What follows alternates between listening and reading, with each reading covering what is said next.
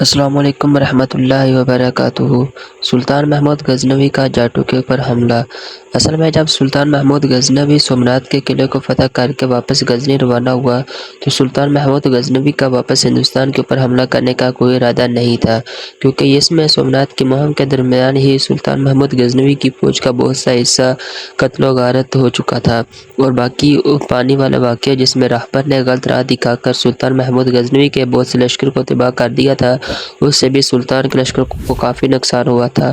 ابھی اتنی جلدی سلطان محمود غزنوی ہندوستان کے اوپر حملے کا ارادہ نہیں رکھتا تھا، لیکن جاٹو کی سرکشی اور ان کی بغاوت کی وجہ سے سلطان محمود غزنوی کو واپس لوٹنا پڑا، اور سلطان محمود غزنوی نے واپس پلٹ کر ملتان میں ایک دفعہ پھر حملہ کیا، جس کے نتیجے میں اس نے جاٹو کو خوب شکست دی۔ انشاءاللہ ہم اپنے نیکسٹ آنے والی ویڈیو میں پوری ڈیٹیل میں دیکھیں گے کہ کس طرح جاٹو کے اوپر سلطان محمود غزنوی نے حملہ کیا۔ جزاک اللہ۔